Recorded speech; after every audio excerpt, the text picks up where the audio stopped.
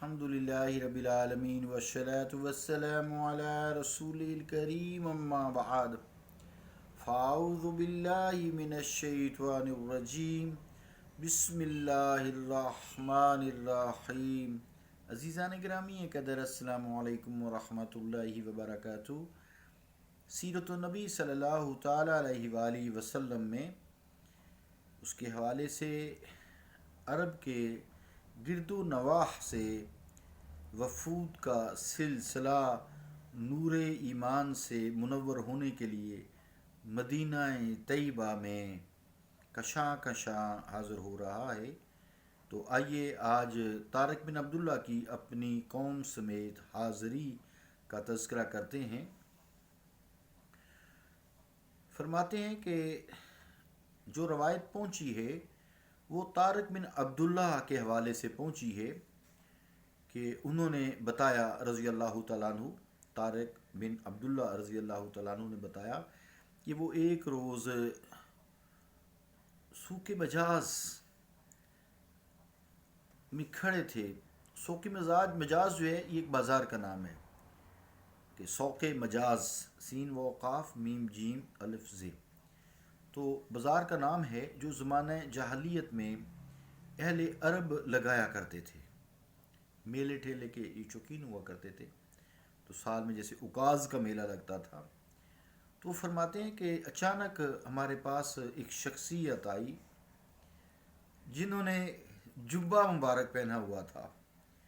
وہ کہہ رہے تھے، اے لوگو قولوا لا الہ الا اللہ، کیا لوگو تم کہو لا الہ الا اللہ، تم نجات پال جاؤ گے، تفلحو، قولوا لا الہ الا اللہ تفلحو، لا الہ الا اللہ کہو نجات پا جاؤ۔ تو فرماتے ہیں کہ میں نے دیکھا کہ ایک آدمی ان کے پیچھے پیچھے چلا آ رہا تھا اور ان پر پتھروں سے حملہ کر رہا تھا، پتھر برسا رہا تھا بدبخت۔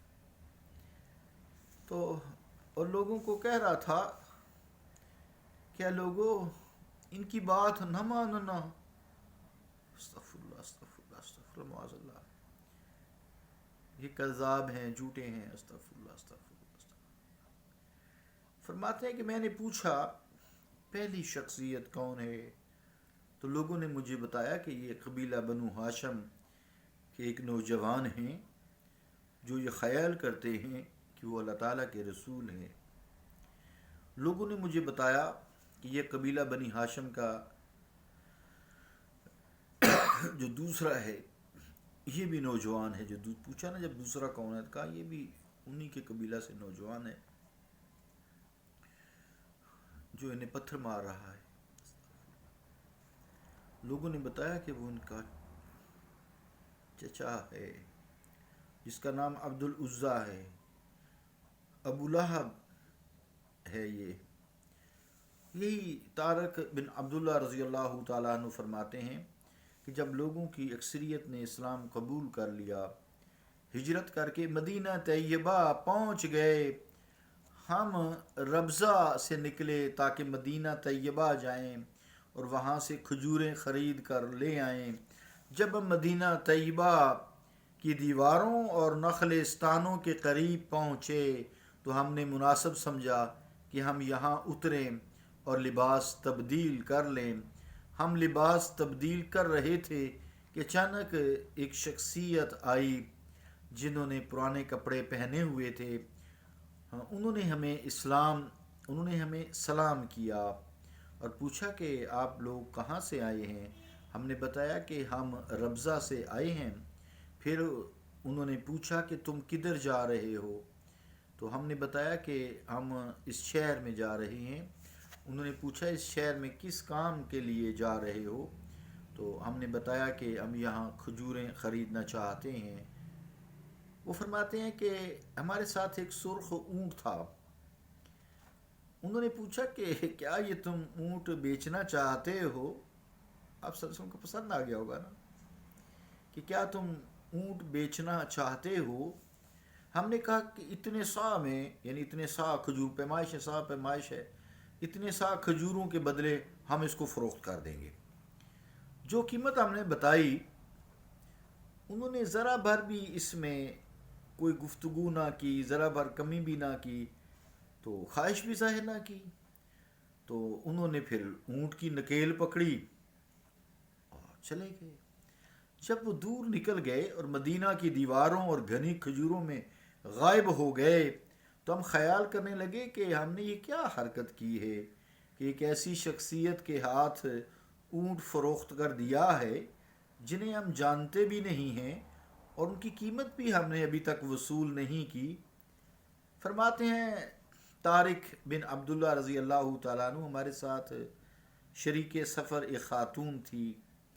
جب اس نے ہماری پریشانی کو دیکھا، نظر والی تھی نا، سب کو تو وہ چہرہ نورانی نظر نہ آیا نا، اس خاتون نے پہچان لیا، جیسے زلیخا نے حضرت یوسف علیہ السلام کو پہچان لیا نا، تو باقی مصر کی خواتین تو اور بھی تھیں، انہوں نے تو نہ پہچانا۔ تو وہ پھر شاعر کی زبانی ہے، از سر نو خون ہستی میں روانی آ گئی۔ حضرت حسن یوسف نے جب مصر میں قدم رکھا نا، تو شاعر کی زبانی ہے، از سر نو خون ہستی میں روانی آ گئی، مصر جھوم اٹھا زلیخا پر جوانی آ گئی۔ تو یہ آنکھ ہوتی ہے جو حسن کی پہچان کرتی ہے۔ تو اس خاتون نے مصطفیٰ کریم صلی اللہ تعالیٰ علیہ وآلہ وسلم کے چہرہ اقدس میں وہ نور پہچان لیا، وہ سچائی، وہ صادق و امین کی صفت پہچان لی، وہ رحمت للعالمین کی صفت پہچان لی۔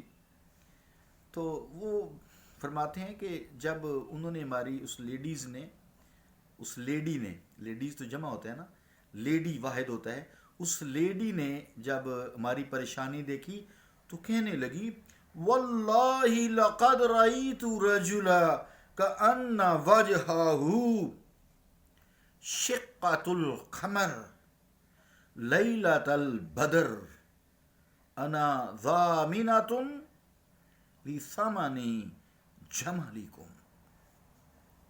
خاتون کہنے لگیں کہ میں نے ایسی شخصیت دیکھی ہے جن کا چہرہ 14ویں کے چاند کی طرح نورانی ہے، میں تمہاری اونٹ کی قیمت کی ضامن ہوں، تمہیں آپس میں لڑنے جھگڑنے کی ضرورت نہیں ہے، میں نے ایسا چہرہ دیکھا ہے جو لوگوں سے دھوکہ بازی نہیں کرتا۔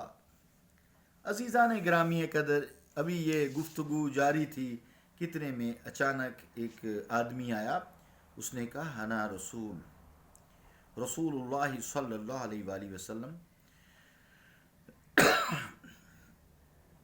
کہ میں اللہ تعالیٰ کا انا رسول، یہاں تھوڑی سی جو ہے نا، میں رسول مراد یہ ہے کہ میں رسول کریم صلی اللہ علیہ وآلہ وسلم کا پیغام رسان ہوں، قاصد ہوں، آپ کا خادم ہوں، آپ کا ملازم ہوں، انہوں نے مجھے بھیجا ہے۔ تو حضور علیہ السلام نے فرمایا ہے، یہ جو تمہاری کھجوریں ہیں، کھاؤ اور خوب شکم بھر کر کھاؤ، پھر اسے ماپ لینا اور پوری کر لینا۔ ہم نے، فرماتے ہیں طارق بن عبداللہ، کہ ہم نے رضی اللہ تعالیٰ عنہ، ہم نے خوب کھجوریں کھائیں، خوب پیٹ بھر کر کھجوریں کھائی۔ جب ہمارے شکم پر ہو گئے، ہم نے ان کھجوروں کو ماپا اور ان کو پورا پایا۔ قربان جائیں عالم الغیب والشہادت نے، جنہوں نے وحی کی ہوگی، فلاں فلاں بندہ اتنا اتنا کھائے گا، یہ ماپ پورا ہوگا۔ وَكَذَلِكَ نُوحِي إِلَيْكَ مِنَ الْأَنْبَاءِ الْغَيْبِ، اے مصطفیٰ ہم اسی طرح آپ کی طرف وحی کرتے ہیں۔ وہ کہنے لگے ہم نے کھا بھی لی بہت ساری پیٹ بھر کے، تو جب کھجوریں ماپی ہمارا دل بھر گیا تو وہ پوری نکلی۔ پھر ہم مدینہ طیبہ میں داخل ہو گئے، سامنے حضور علیہ السلام کی مسجد مبارک تھی، اس میں ہم چلے گئے۔ ہم نے اس ہستی کو ممبر شریف پر کھڑے دیکھا جو لوگوں کو خطبہ ارشاد فرما رہے تھے، ہم نے بھی وہ خطبہ سنا۔ اس کے عزیزان گرامی قدر، وہ فرماتے ہیں طارق بن عبداللہ رضی اللہ تعالیٰ، چند جملے مجھے یاد رہ گئے ہیں، تو انہوں نے فرمایا وہ جملے آپ بھی سماعت کریں۔ تصدقوا فإن الصدقة خیر لکم، صدقہ دیا کرو، بے شک صدقہ تمہارے لیے بھلائی ہے۔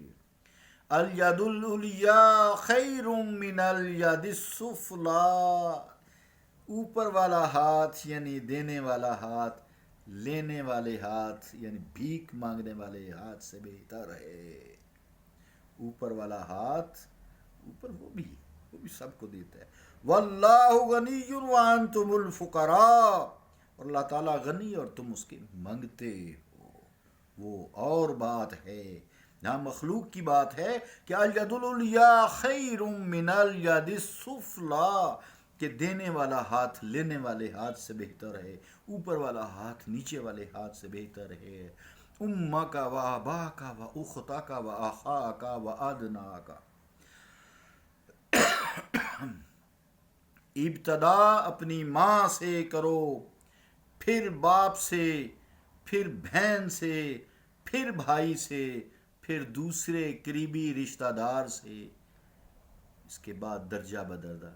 آج گھر کی خبر نہیں ہوتی تو جناب تبلیغیں کرنے نکلے، گھر کی خبر ہی نہیں ہے، گھر کی خبر نہیں ہے کہ روٹی بھی ہے یا نہیں ہے، باہر صدقے کرتے پھرتے ہیں۔ استغفر اللہ، اللہ معاف فرمائے، مجھے سب سے پہلے معاف فرمائے۔ تو اچانک فرماتے ہیں کہ بنو یربو کا ایک آدمی آ گیا، اس نے عرض کی یا رسول اللہ انہا فی ہؤلاء دمن فی الجاہلیہ، کہ ان لوگوں نے زمانہ جاہلیت میں ہمارے چند آدمیوں کو قتل کیا تھا۔ حضور علیہ الصلوۃ والسلام نے فرمایا لا تجنی ام علی ولد ثلاث مرات، کہ کوئی ماں اپنی اولاد پر 3 مرتبہ ظلم نہیں کرتی۔ زاد المعاد جلد 3 پیج 648، سبل الہدا جلد 6 پیج 543۔ صدق اللہ و صدق رسولہ الکریم صلی اللہ تعالیٰ علی رسول خیر خلقہ محمد و علی آلہ و اصحابہ اجمعین برحمتک یا ارحم الراحمین۔